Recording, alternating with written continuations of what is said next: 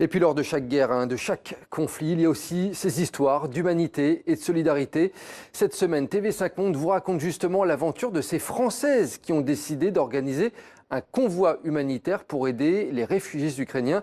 Un feuilleton en 4 épisodes, dont voici le premier. Reportage Karine Henry, Luc Hortel, Clément Aline, Virgile Tron et Christophe Brachard.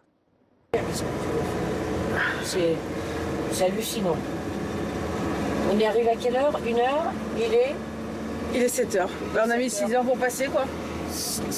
Elles viennent de passer la frontière ukrainienne après une nuit d'attente. 6 heures. Tout ça pour un problème informatique. Qui est finalement pas résolu. Qui est finalement pas résolu. Tu passes avec un bout de papier qui te reprend.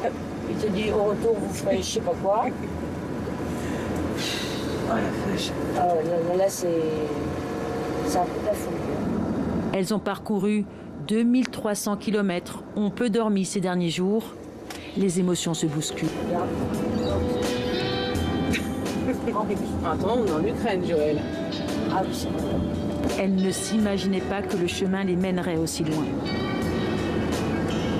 Ça c'est garçon, ça c'est fille. D'accord, parfait. Les besoins ils vont continuer, donc je prends. Super. Un samedi matin de juin, à Vernouillet, dans la région parisienne. Ah, ça c'est pour moi. Ça c'est gentil. Bonjour. C'est super gentil. Oh, merci. Et nickel. Désinfecté. Ah, c'est gentil. Et après, voilà. C'est super. Merci beaucoup parce que voilà. Produits d'hygiène. D'accord. Première trousse de secours, j'ai fait. D'accord. Super. Des trucs pour bébé. Ok. Bah merci beaucoup. Merci. Ça c'était à petite. C'est ma fille, oui, qui a été adoptée en Ukraine. Et alors, elle se sent concernée. Oui. Ouais. En plus, ça a été du Donbass, donc ouais. Et nous aussi, on est touchés. Bah oui, je comprends. À chaque fois, on donne. Des vêtements enfants, des produits d'hygiène, du matériel médical. Depuis que les Russes ont envahi l'Ukraine, Joël se démène. Puis c'est des vêtements d'été et c'est ce qu'on demandait, quoi. Printemps-été. Et ça, c'est vraiment très sympa. Elle multiplie les collectes sur les marchés, dans les grandes surfaces. En parallèle de ça, il y a des... Je dirais que ça commence à savoir qu'il y a une espèce de régularité dans mes convois. Et du coup, je reçois des coups de fil de sociétés qui me proposent des produits. J'ai d'autres réseaux qui s'ouvrent. Et tant mieux parce que les besoins restent importants, quoi, hein, ça c'est clair. Hein. Ils ne se tarissent pas, les besoins. Et c'est même, je pense, de pire en pire, quoi, malheureusement. Là, pour le coup, il y a vraiment des beaux vêtements.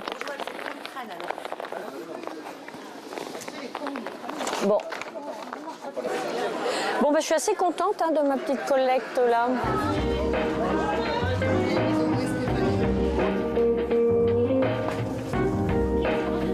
Chez elle, le salon croule sous les cartons. Des heures à nettoyer, trier, empaqueter. Et pas n'importe comment. Et dès qu'un carton est plein, hop, on le ferme, on le scotche et on en fait un autre. Les copains sont venus donner un coup de main. Ils sont là depuis le début. Depuis que Joël, ancien officier de la Marine nationale, a décidé d'aller au plus près de ceux qui en ont besoin, en Pologne, où des millions d'Ukrainiens ont trouvé refuge.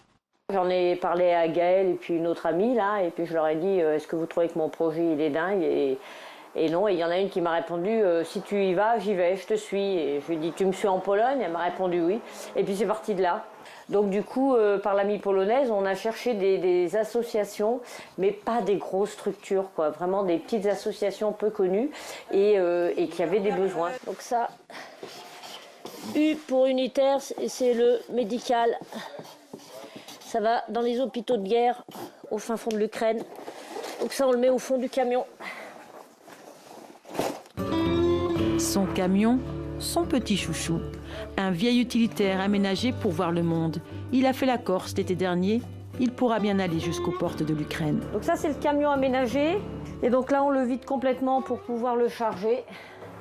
Et donc, c'est un vrai jeu de Tetris qu'on fait avec les cartons, parce que c'est pas des cartons de même taille. Donc du coup, on fait un vrai jeu de Tetris et on regarde pas le poids total en charge parce que je pense qu'on l'explose et que si on se fait arrêter, on serait très très mal. Mais c'est pas grave, ce qui compte, c'est d'en emporter un maximum.